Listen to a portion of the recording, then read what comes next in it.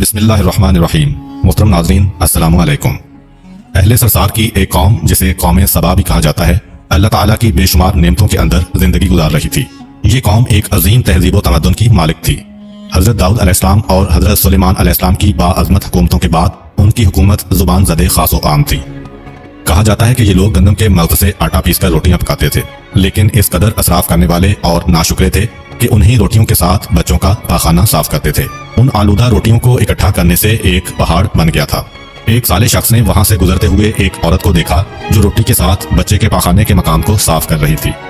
اس شخص نے عورت سے کہا، تیرے اوپر افسوس، خدا سے ڈر، کہیں ایسا نہ ہو کہ خدا تیرے اوپر اپنا غضب ڈھائے اور تجھ سے اپنی نعمت چھین لے۔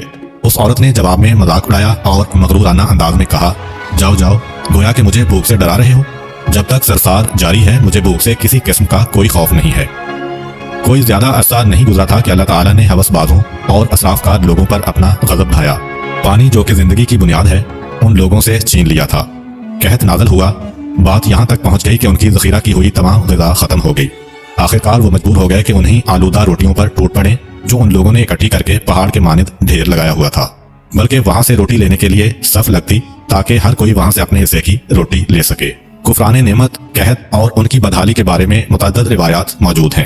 سورہ نحل کی آیت نمبر 112 اور 113 میں یوں ارشاد ہوتا ہے، اور اللہ نے اس قریہ کی بھی مثال بیان کی ہے جو محفوظ اور مطمئن تھا، اس کا رزق ہر طرف سے باقاعدہ آ رہا تھا، لیکن اس قریہ کے رہنے والوں نے اللہ کی نعمتوں کا انکار کیا تو خدا نے انہیں بھوک اور پیاس کا مزہ چکھایا، صرف ان کے ان اعمال کی بنا پر کہ جو وہ انجام دے رہے تھے، اور یقیناً ان کے پاس رسول آیا تو انہوں نے اس کی تکذیب کر دی تو پھر ان تک عذاب آ پہنچا کہ یہ سب ظلم کرنے والے تھے۔ اسی قوم سبا کے بارے میں ایک اور واقعہ بیان ہوتا ہے کہ ان لوگوں نے اپنی زراعت کو بہتر طور پر کاشت کرنے کے لیے پانی ذخیرہ کرنے کی خاطر بلک کے دو پہاڑوں کے درمیان ایک بہت بڑا بند معرب تعمیر کیا ہوا تھا۔ سوراخ اور دوسرے پہاڑوں سے گزرا ہوا پانی اس بند میں آ کر وافر مقدار میں جمع ہو جاتا تھا۔ قوم سبا نے اس پانی سے صحیح طور پر استفادہ کرتے ہوئے وسیع و عریض اور بہت سے خوبصورت باغات لگائے اور کھیتی باڑی کو رونق بخشی۔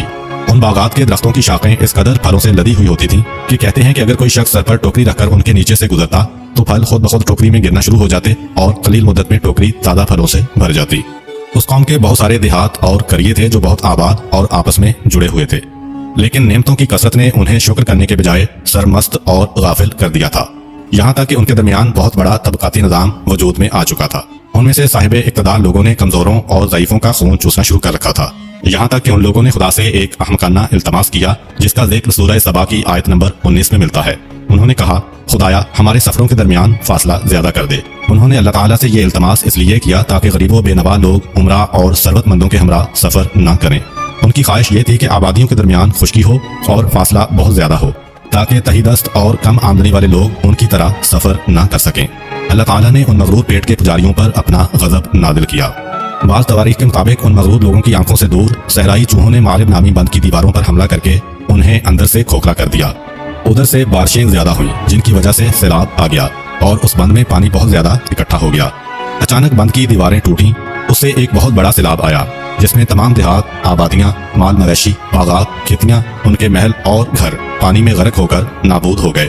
ان کے باغات اور زراعت میں سے صرف کچھ پیلو اور بیری کے درخت اور کچھ جھاڑیاں بچی تھیں۔ خوش الحان پرندے وہاں سے کوچ کر گئے تھے، جبکہ الوؤں اور کووں نے قوم سبا کے کھنڈرات میں اپنے گھونسلے بنا لیے تھے۔ اس بات کا ذکر سورہ سبا کی آیت نمبر 15 اور 16 میں ملتا ہے، اور آخر میں سورہ سبا کی آیت نمبر 17 میں قرآن کریم میں اس واقعہ کا یوں نتیجہ نکالا ہے، یہ ہم نے ان کی ناشکری کی سزا دی ہے اور ہم ناشکروں کے علاوہ کسی کو سزا نہیں دیتے ہیں۔